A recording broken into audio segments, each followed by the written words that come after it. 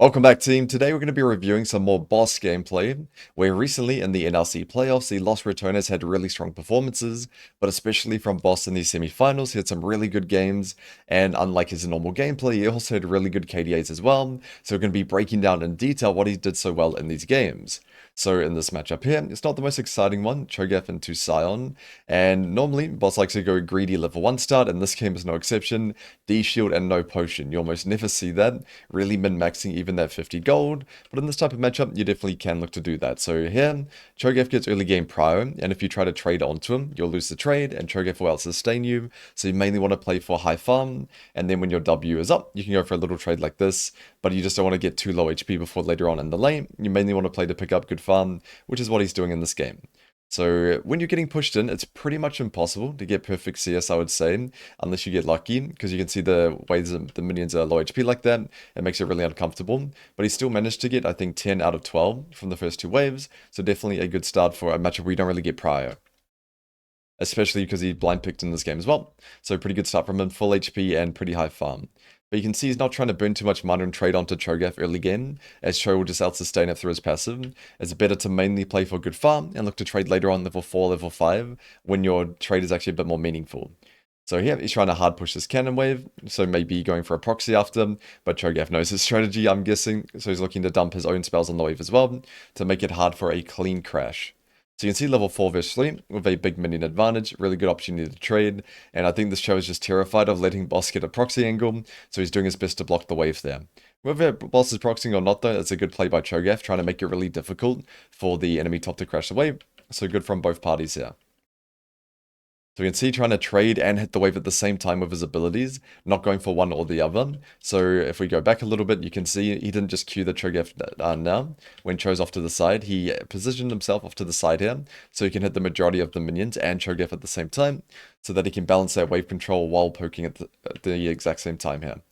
So he gets to cast some minions, goes for a ward, and he's got his jungler on his side, so he's not too worried here. So pulls the wave out, and you can see it fogs into the bush, so Cho'Gath can't see him go for a Q, and he's able to get a nice Q there. So if we bring it back, you can see he's always predicting, if you touch this minion, I'm going to Q you. If you click away, you lose the creep. So he goes for the Q now, anticipating Cho will go for the farm. He's able to get a nice kill here with his jungler. Good little sidestep on the Cho'Gath Q as well. It's a really good start here. Hard pushes the wave and basing for his cull, and straight for a TP bottom. So bot was just going for a 2v2 here. It was kind of an opportunity where he saw Jhin flash forward. If Jhin didn't flash here, I'm pretty sure he wouldn't have TP'd. To give him the benefit of the doubt, but with Jhin having no flash here, it's a guaranteed kill if he TP's in. So really good play there, really good awareness of the map as well.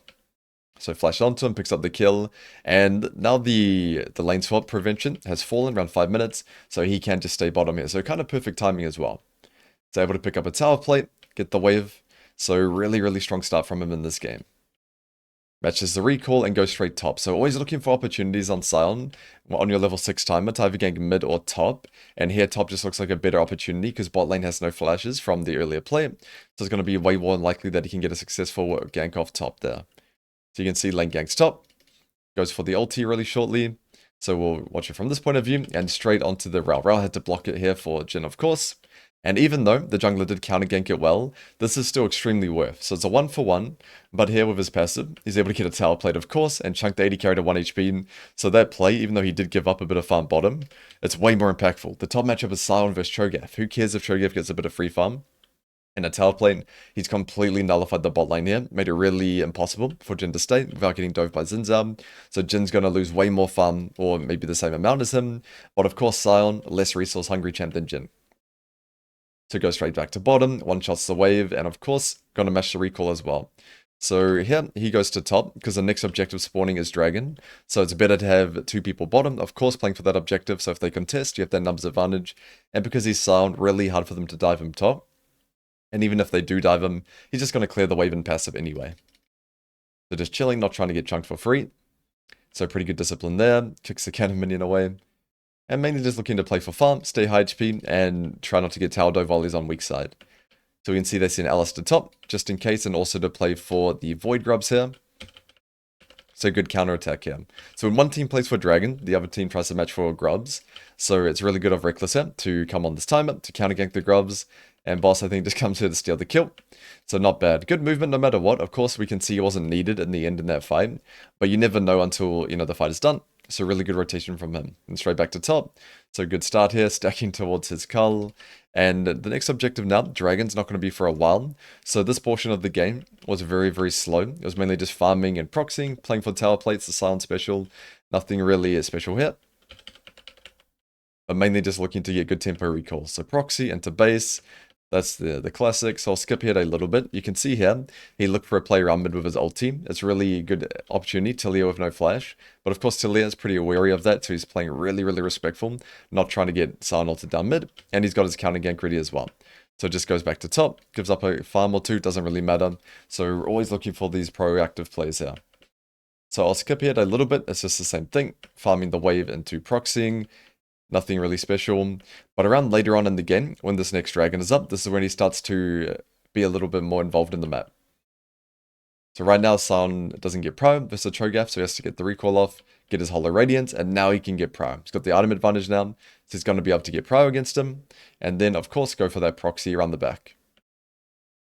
So one shots the wave. Now, here, I kind of like what he did. He went to mid between the towers, not to gank or not to be involved in the spot play, but to cut the wave. Now, the bot lane feels really confident. They can fully commit to bottom, fully commit to the spot play without losing a wave mid or losing tower plates or anything like that, because he's catching the wave between the two towers. So one shots the wave here, waste their time as well, and then straight back to top. So while they make this play bottom, diving the Tillia, they're not losing anything mid. In fact, the enemy team is losing stuff mid as well. So pretty impactful. That's not really something you see very often. Pretty boss specific, but a nice play nonetheless.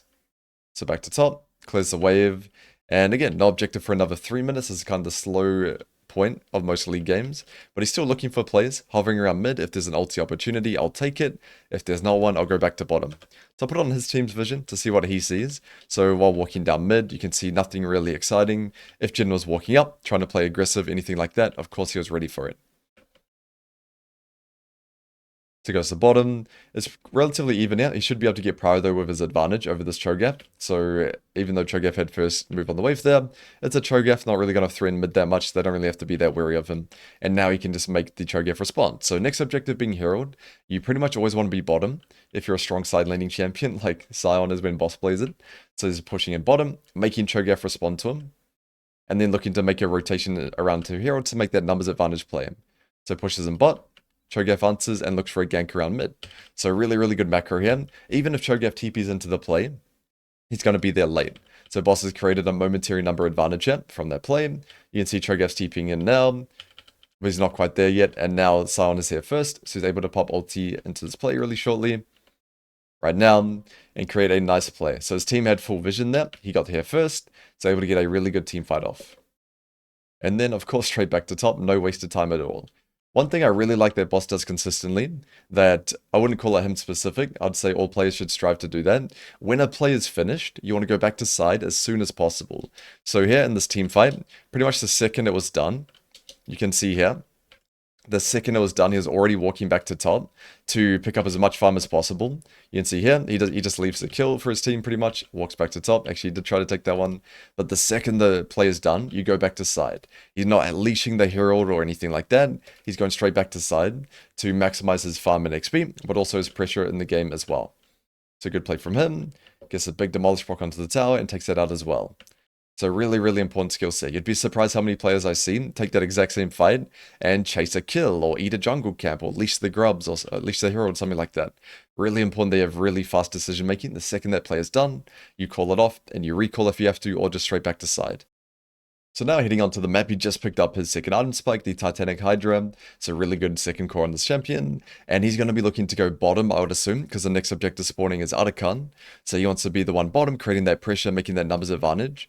So we can see he's kicking Nemesis out. Not just because he has TP, that's also a big factor for it, because Ahri is pretty self-sufficient inside. So TP is a factor, but also the fact that he can create more pressure bottom than Ahri can, and play a lot more aggressive without risk of dying. So it is a little bit more optimal for him to be bottom instead. So it goes bottom, pushes in the wave. You can see here goes for the proxy, but they're kind of onto his tricks by now. So he has to go back and farm the wave like a normal person. That's fine, he's able to do that. And then yet again, makes that numbers advantage, fogs to mid, always looking to pull somebody away. before he makes a play to not only get grid farm and XP, but create a momentary numbers advantage. And he uses it really well here. Pops ulti onto the Jhin. Nice Q by Crowny, and then able to pick up the kill with Titanic Hydra proc. Flash and jump into the Rift Herald to block the tower shot. Or block the killing blow. So really nice mechanics by him. So goes for the kill. Tanking tower because of his Hollow Radiant, and then drops the tower aggro with the Rift Herald here. So just pretty insane stuff, I would say. And then you can see the second the play is done, straight back to bottom right away, and no time to lose. To be honest, in that situation, he should have just recalled. It's not worth their run for 3 minions, but as a habit, it's a really, really good habit to have in the long run. So now going straight back to bottom, he still has TP, keep that in mind as well. So playing off Artican, opposite side, really good play by him. So pushing bottom, I want to pull Cho'Gath to me, and then make that numbers advantage fight.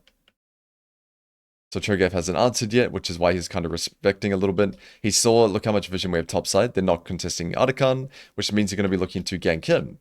Now, I swear in the past he would die to this in this type of map state, but he is playing a bit more respectful recently. And you can see here, doesn't want to ruin his great KDA that he normally plays for.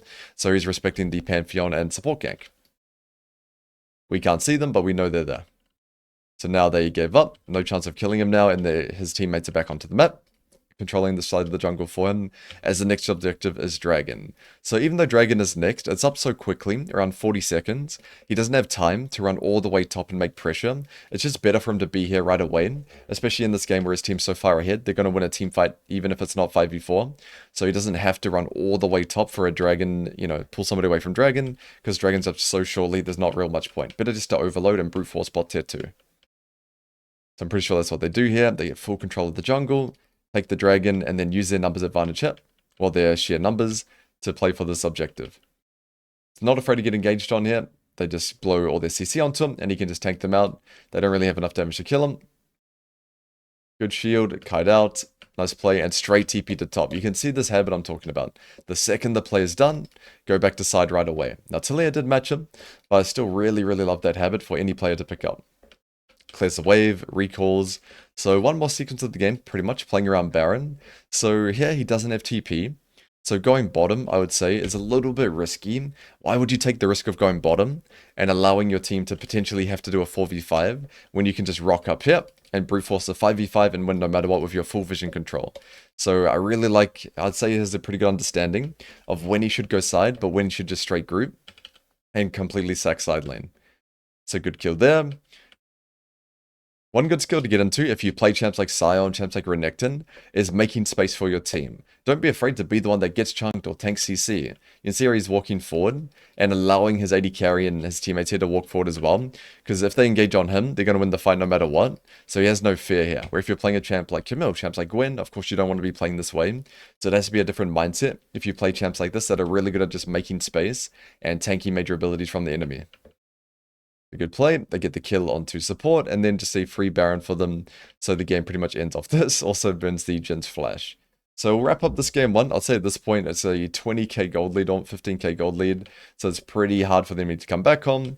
But the main takeaway from this one is just how quick he is on plays done, straight back to side. Even though he made a lot of plays, he TP bottom, he lane ganked top and died and gave 2 waves. Still has over 10 CS per minute in this game, just because of how quick he is at finishing his plays and going straight back to side without wasting any time at all.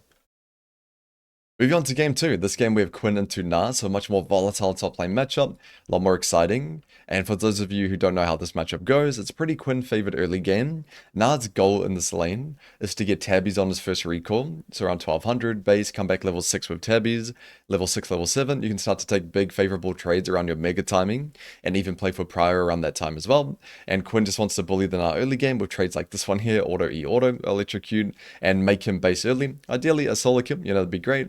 But make him base early, make him buy like a cloth armor or a longsword or some really tiny buy, so that Quinn can maintain the advantage the whole time, because tabbies is just too hard for her to get through. So you can see here, building a really nice slow push and goes for a level 2 trade, level 2 vs 1, but Nah hard respecting, but really good posturing there as well. The reason you want to do a 3-wave crash, ideally, on most range top laners, is if you crash wave 2, it kind of takes so long that the wave will bounce back to kind of here. It depends how fast you crash it, of course, but you want to be building the biggest slow push possible and trying to zone the enemy top the whole time, like he's doing here. And then if you crash wave 3 cleanly, it'll bounce back into the center. So nice big slow push here. Pretty good farm as well, 13 out of 13, hasn't missed a single one. As we say that, cast a curse a little bit, he did miss one there, but a pretty good play. And also, if you build a big slow push like this, you can poke them under tower as they're trying to get their farm, exactly like he's doing here. So the reason he doesn't ward on this timer, even though he has one, is because we know the jungle's path. Poppy invaded, we know the Neferi has to be bot side here, so he doesn't have to waste his ward, he can place it a lot later, and use it for a lot longer, right? If he places it kind of in time for the Neferi second Gromp, second Wolves, then it's going to be a lot more valuable than just placing it now for no reason. So auto, procs electrocute. You can see he didn't be too greedy. You want to take nice short trades on Quinn. You don't want to chase this guy down the lane and tank the minion aggro or anything like that. Or you can see auto and click back to bush to drop the minion aggro. Because if you chase him and try to get another auto or a Q, tanking the cannon wave the whole time, it's just not as favorable of a trade. So we can see he goes for another trade, auto Q auto. E was just on cooldown, one extra auto there, and Na has to base. So Quinn successfully got through the conditions of this matchup. He made the Na base early game. Na had to buy cloth armor refillable. So now after Quinn matches that recall, he's going to be in a much better position. So Cull double longsword versus cloth. Even when Na gets level 6, level 7, where he's normally in kind of a stronger point in this matchup, he's still going to be a bit weaker. Of course, we're still going to have to respect mega timing, but the item gap is going to be real. So here we saw the Neferi, I think, cross this ward here. So on his way back to lane, he just came down and punished the Neferi. So nice for him there. He over the wall and just chases him down. Eventually able to pick up the kill. Doesn't even have to use his flash. So nice opportunity there. And now he's got red buff. It's going to be harder for now. So you can see at level 5 now with Mega, he can actually start to trade a little bit. The red buff does make it a bit scarier. But this is where the point in the matchup where Na can sort of turn it around. Level 5 to 7, 5 to 9 feels a little bit better. But Quinn can still hard punish on mini form, of course, especially because Na has weak items here. It's a little bit of a mistake there from BAUS. He should have respected their Mega timing a lot more clearly, especially when Na sweat the double jump. So nice big slow push here. And now at this point in the matchup, if Na starts to play respectful, you pretty much just build big slow pushes and play the map. You just roam around with your ult team. So that's what he's going to be looking to do here. So poking Na as much as he can under tower. You want to poke Na as much as you can while he's mini form, so that when he's mega, you don't have to respect as much. But here you can see cancels the Na E with his E, so good play there. I feel like Na could have gone for this, trading flashes, it would have been worth it, and then going for a repeat gang, like a flash W here. It would have been flash for flash, but that's going to be worthwhile for the Na here, because then Quinn will be a bit of an easier kill next time around, but just decides against it. So big slow push here. Pretty sure this game he goes the symbiotic shoes. Really good on Quinn, of course. You don't take TP, and you play that heavy roam playstyle. He goes for the recall. His wave's in a bit of an ugly state, and I could have actually punished this way harder. I feel like here, this was just too optimistic. This phase rush Poppy with flash is not going to die. It would have been way better for Na to play more selfishly and try to block the wave here. But it's a team game. He's playing on stage. You can see why, his teammate asking, come. Of course, he'll just move. But the ideal play here would be to block this wave, freeze it here, and make the wave kill this entire wave here. Quinn would lose probably 4 or 5 minions. So Symbiotic Souls here is trying to stack that up as soon as possible, and straight away running down mid, just like on Sion, when he's got Sion ulti, always looking for these plays, and here he was able to get one. E and 2 combo. So the combo for Quinn, you can see he's building Tiamat for this heavy roam playstyle, Profane Hydra, is you want to be Tiamatting mid-air of your E. So if we slow it down here, you can see E, he'll pop Tiamat soon. The Tiamat still procs him, as he used it while he was still close enough, so able to pick up a nice kill there. That's going to allow you to proc electrocute a lot easier as well, with just ulti E Tiamat, before you even get your auto down. It's a lot faster of a combo. He runs in here as well and picks up another kill on the Neferi. This one, we won't give him full credit. Poppy's playing really, really well this game. Really nice Hex Flash W. Does miss the E, so I won't give him full credit, but really good invade here. Great kill. Procs to the Feats of Warfare. You can see 3-0 start on the Quinn, so already off to a really good start. You can see level 9 there, he couldn't go for an extended trade. He did have to respect it a little bit. So the matchup, of course, on Tabbies, like we talked about, is where it starts to flip around a bit. But with Tiamat, he can just clear waves and roam around the map, and he's going to be fine. Kill wave into base, and then straight back to top. So building towards Profane Hydra here. Goes for a trade mini. One thing that you'll see later on in this game that I didn't like, and he did get punished for it, is his trinket management. When you're playing Quinn, you either want to swap to blue or red. Of course, you can't swap to blue right now. Red if you want to play heavy roam style, more of a solo queue build. And blue is good if you want to be playing more so in side lane. Because the problem with yellow Trink is it's quite hard to go get yellow ward for yourself in the mid game. And you'll see why shortly when we get to that point of the game. So blue Trinket allows you to ward for yourself without any risk of dying or getting caught. So clear the wave into base. Grabs his Brutalizer and straight back to top. Quinn has pretty big mana problems, so you do need to be recalling quite often. But you can see you're so fast, he cleared a wave based and didn't miss a single minion, so it's not a problem. He pops ulti, fogs down mid, always looking for a play opportunity. But here, of course, we can't. Our mid lane is dead, so there's not going to be a real chance there. So fogs into there, spots Leona with W, and then hard respect. So this is what I was talking about a little bit at the start. I feel like he's turning over a new leaf here, giving up this whole wave. So we'll put it on his team's vision. It's too easy if we see everything. So on his vision, he barely sees anything. He popped W, just barely spotted Leona. Of course, he knows he's getting dived here. But the fact that he went and looked for that and he's giving up this entire wave shows a really good development, I'd say. And calls up his support. So support can escort him back into the wave here. So he gives up 6, but his team gets dragon, so definitely fine. So one-shots the wave, poking him under tower yet again. And probably going to have to base after this wave, because always going to be It's the recall, Profane Hydra, so almost got a Symbiotic Soul stacked up. So this is where he should have swapped a blue Trinket, in my opinion. He could maybe stay yellow for one more rotation, because he's basing pretty often. But with blue, you can play a bit more aggressive inside, get yourself good deep vision, and spot their rotation, without needing to risk yourself going there. He goes for a play, fogs down. And you can just see the pattern here. He doesn't really want to interact with Na that much, especially now, Na's Omega. You do have to respect quite a bit. Good sidestep there. He mainly just wants to clear waves and play around the map. Pops ulti for a little bit of a trade there. And hits his recall. So Symbiotic Soul's now really easy to get around the map. And he has hit a pretty big spike here. Profane with Symbiotics and Dirk. So he goes for a kill on this rise. So holds on to E a little bit. Gets the full combo, goes for the flash auto ignite. Just one auto off death there. Really, really close one. Just mistiming the damage there. One more auto would have done it. But good play, and you can see bases straight away. And comes down to bottom. So this was his first major mistake of the game. We'll play it down before we break it out. So here we can see. Run straight bottom, and he faces Leona's 500 years of CC. And gets killed here. So the reason this was a very preventable death, if we go back to when he recalled. And we just put it on his team's vision. Right now, our team is playing for Rift Herald, right? Rift Herald up in 30. So the enemy team has to either contest it, or if they give it, they're going to kill bottom. It's always going to be like that. They're either going to trade or give it. They're never going to give it and do nothing. They're always going to try to get something bot side.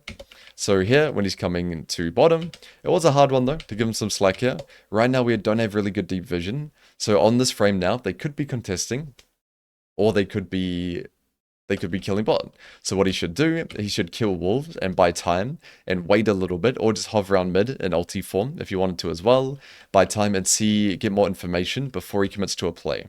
Because when he saw Na bottom, you can see here, it's already too late. So when he sees Neferi, it's already too late. Leona's already in a good position. So it would have been better for him to buy a bit of time and see if they're contesting it or not. Because right now, if he was doing wolves or floating around mid, he would see they're not contesting Herald. That means they're killing me bot. And he could get his Braum here to recall a lot faster and then come escort him into bottom. So he did it quite well top earlier, but I feel like giving 2 waves in one game might be his limit. So he played a bit too aggressive there and got caught. So gives a shutdown over. So we'll skip ahead a little bit.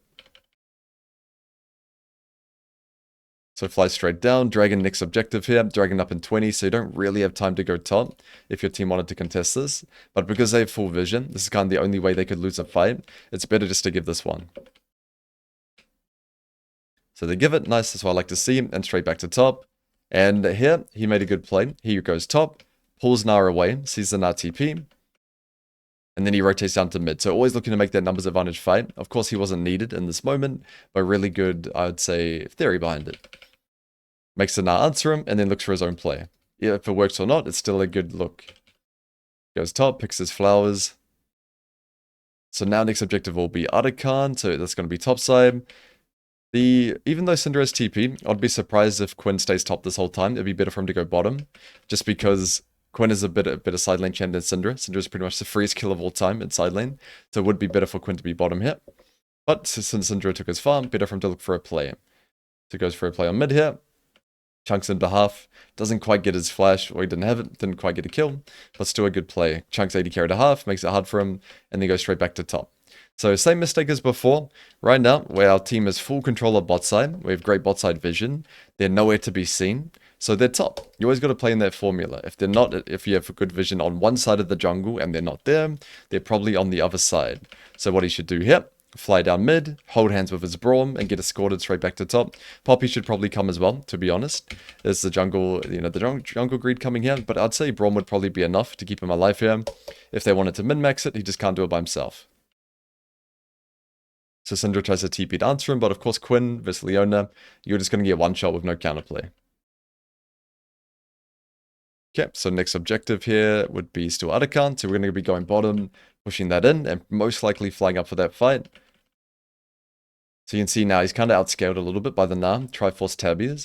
It is a bit difficult for him to play it out if Gnar has good Mega. If Gnar is freshly exhausted, so fresh mini form, you can look to trade with him a little bit. But if he's like 40, 60 Mega, it stacks so quickly, he's going to get Mega in time for the fight. You're not going to win that one.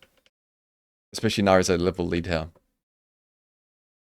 So kills the wave, and then looks to fly up and join this fight here. So Syndra got caught, but she got a lot of work done before she got killed. You can see here he even skips the wave. I swear in the past he would clear this wave here before joining the fight. So knows that the fight is the top priority here. He goes for a flank onto Israel, holds onto E for a little bit, procs the Braum stun, and then tries to get the E over the wall just out of range here. He could have flashed for the kill if you wanted it, but I'd say keeping good discipline on your flash and playing with your teammate is actually the more optimal play, so I like his discipline there. Good kill onto the Gnar, and able to pick up tier 2 top tower. So good play. I'd say if we wanted to be nitpicky, if we wanted to just be a bit annoying, this was one bot wave too many. So here he's clearing this wave, and he sees the Rise ulti on Syndra. He can start to move up. That doesn't mean he has to commit no matter what. If Syndra just gets instantly one-shot, they can call it off and he can fly back to bottom.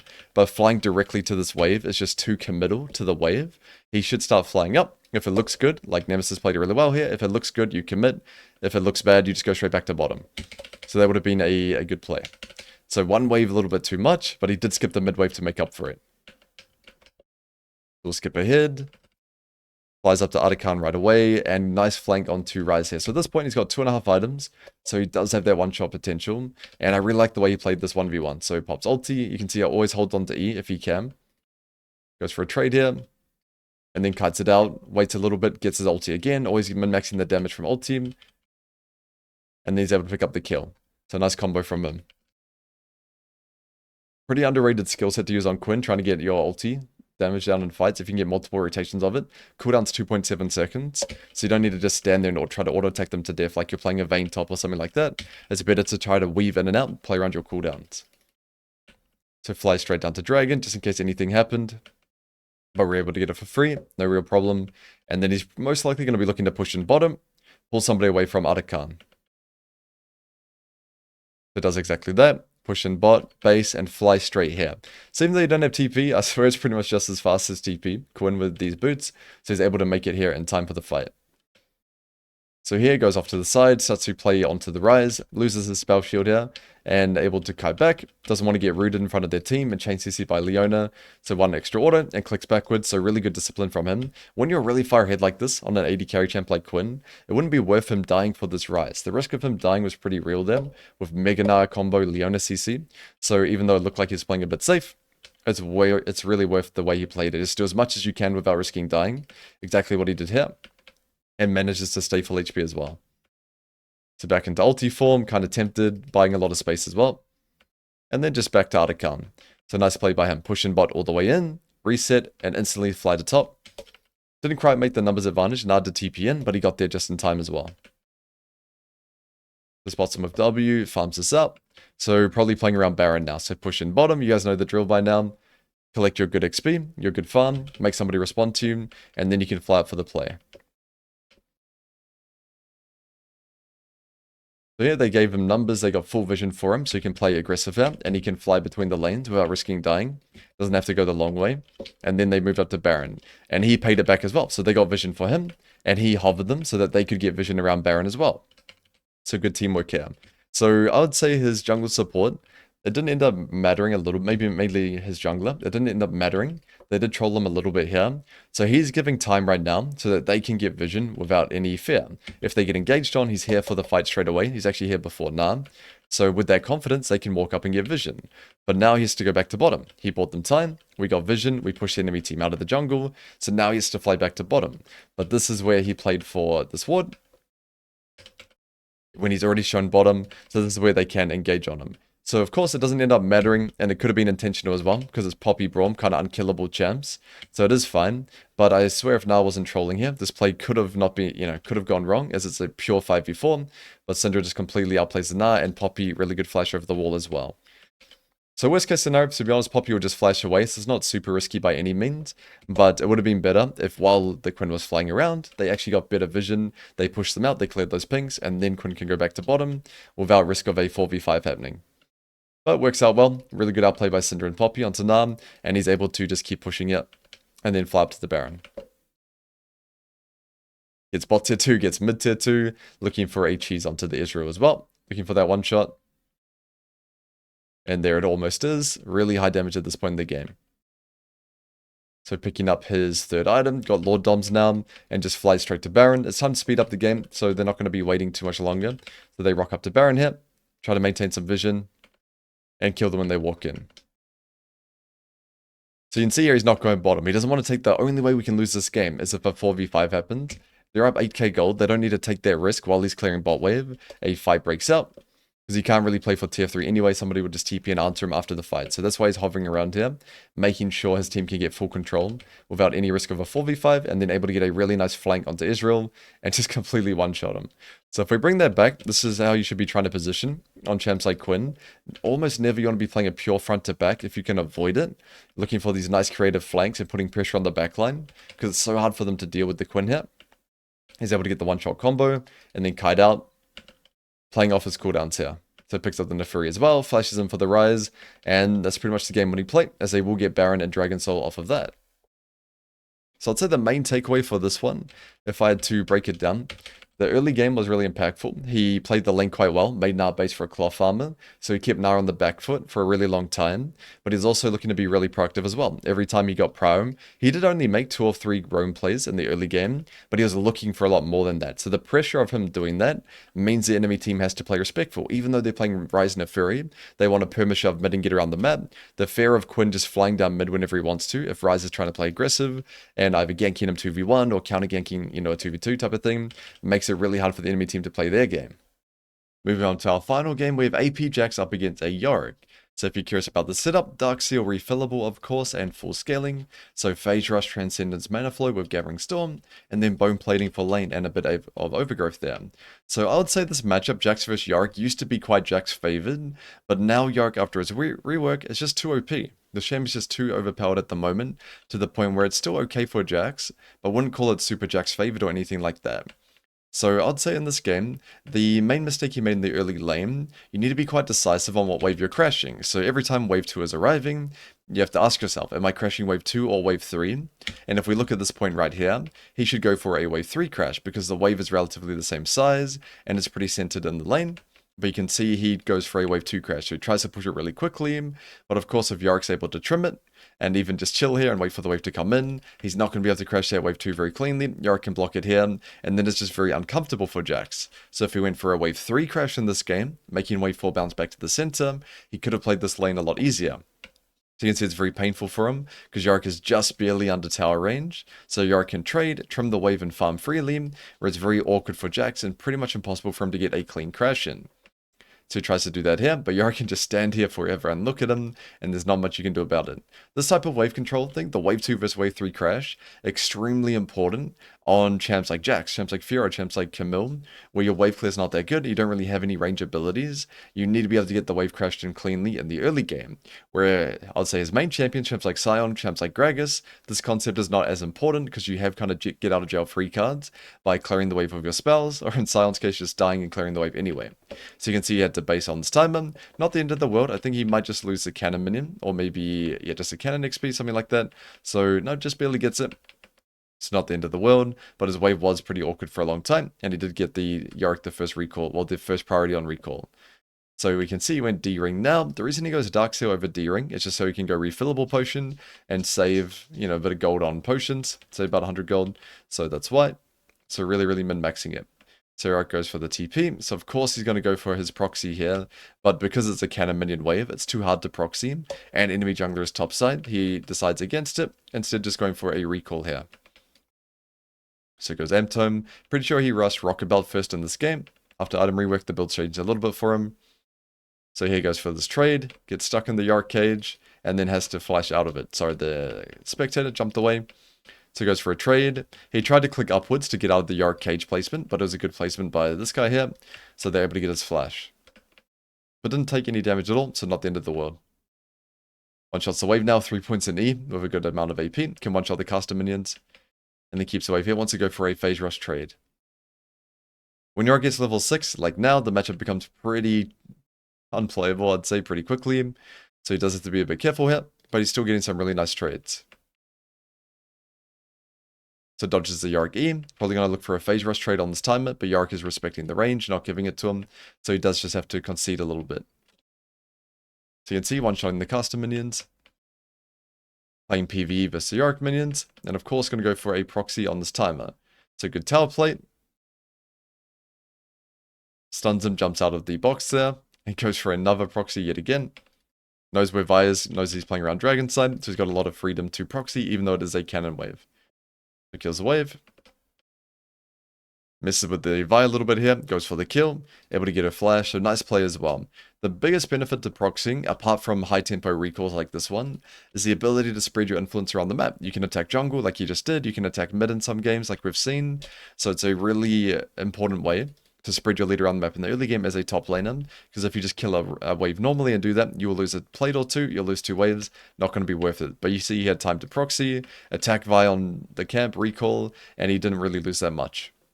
So it comes back, about a 10 CS gap on this point, maybe a bit more, yeah, 16 CS gap, so having a really good start to the game, but it does fall apart pretty quickly.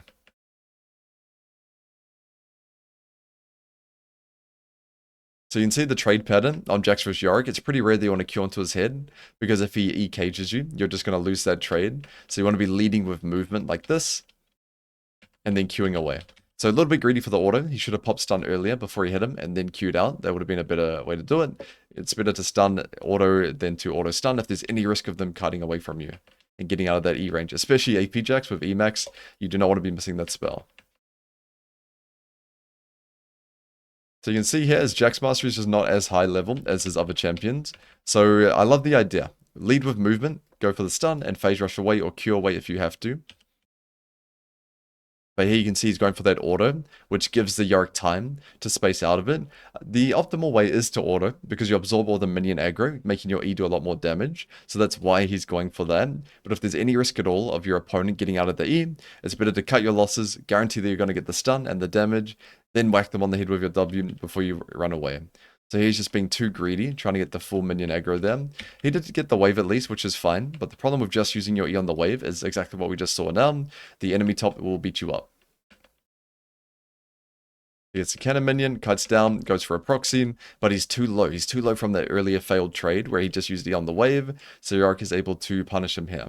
So this was good by Yark. If BAUS went for a Q onto him, QE, and phase rushed away, he might have been able to live, but he prioritized the wave here because Yark walked into the bush, couldn't really get a Q onto him, and then he's able to pick up a solo kill here. So definitely not worth one wave proxy from here for, of course, giving a kill when you're 0-0. So not the best decision making, I would say that. But the main issue is his earlier trading. If he was full HP, he would have been fine to do that. But because he's eating purely for the wave and trying to greed his autos, or just, it's either he's trying to greed his autos or he's just not trying to hit a stun on his opponent, just trying to stun the wave. Either way, it got him way too low HP to the point where he couldn't proxy anymore.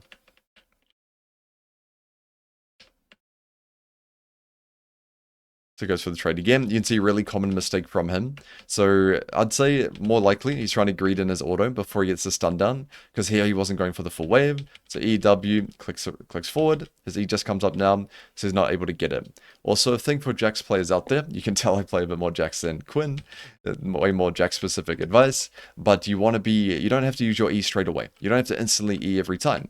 So here, Yark has no Q. He didn't have to use his E straight away. He could have walked up, he could have hit Yark on the head and seen what Yark did. If Yorick stood his ground and fought him back, he can put his E up. If Yorick clicks away, like this guy did, then he can just hold his E. Because now when your E is on cooldown, it's really hard to do anything.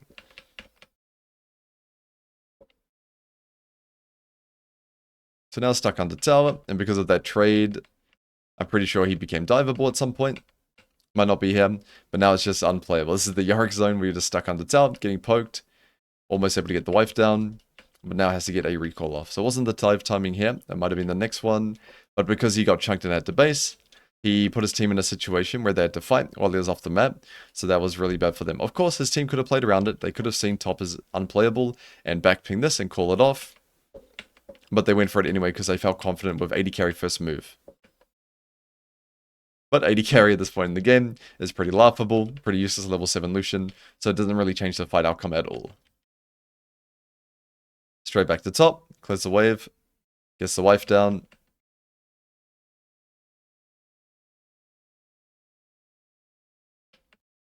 Yep. Pike is useless, that's fine, gets the chunk onto him, goes for the proxy, but Pike is in his bush, his proxy bush, so he has to flash the ulti here.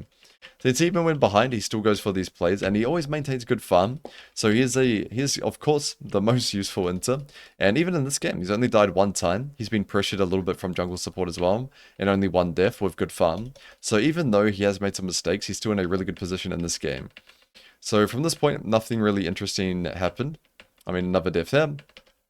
So I'm going to skip to the, in theory, the phase rushes away. Goes for another proxy, so I'm going to skip to the main moments in this game. So there was a fight later on in this game. There's a whole lot of nothing for a while. I think it was around mid. We'll skip here to that one. Okay. So we'll skip to the mid game here. So lane didn't go too well. You can see the enemy team's all doing quite well. Bot's relatively even, but everyone else is behind. So now the next objective spawning is going to be the dragon here. So it goes bottom, looks to push in this wave. Baron, sorry. Pushing the wave. Hogs down to mid, looks for this play. So it goes for a deep flank here. On Jax, you pretty much always want to be looking to flank, but especially on AP Jax, you pretty much need to. So rocks up to mid tower, buys time for his team, and they engage. So because he has Zillion in his back pocket, he can play that aggressive. He doesn't have to worry about dying. CNC jumps in here, gets a fat stun into Zillion Resurrection, and then it will just come back in and get away. So if we bring it back to this plate, we'll put it on their team's vision. So pushes in bottom to make Aurora respond, and then looks for his play here in the flank position. This was a little bit overforced, but because they made Aurora and Yorick answer, they had a momentary situation where they had 5 people grouped up. It's a pretty good look, especially in a game where you're behind, you do have to take some risk. So gets a couple kills, burns the Pike flash, and then backs out here. Straight away, no matter what, as soon as the play is done, you base or go back to site as soon as possible to maintain good farm and XP like he's doing in this game. He has still got a big challenge ahead of him. I don't think a Cosmic Drive Rocket Jax is going to be able to contest this Yorick, so he is in a tough spot. He's going to have to call up his team. So he goes for a flank onto the Yorick.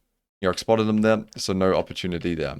So his team's playing for Dragon, which is why he's pressuring top, but he can't push it in all the way. He doesn't get power versus Yorick. So you just push in pretty much as much as you can and still look for these players, these opportunities.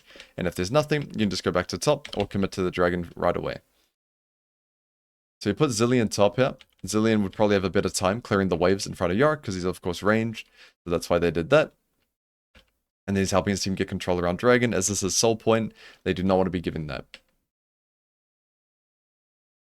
So playing it slow here, Vi goes in, gets one shot straight away, goes on to Pike. So really good positioning. I'd say he could have walked up a little bit more. Here when we cancelled the Vi Q, Vi no flash, he could have been running straight away instead of going to mid, greedy for the next mid wave. So here we could have played that a bit better. You could have been up here more, but still good positioning, playing in that flank position, not A-ranked with his team. So I'm happy with that nonetheless. Denies the Dragon Soul, pushes in bottom right away. Of course, the second that play is done. Pushes in here. So right now, a good rule to follow for split pushing is the best time to play aggressive inside is when your team is playing aggressive.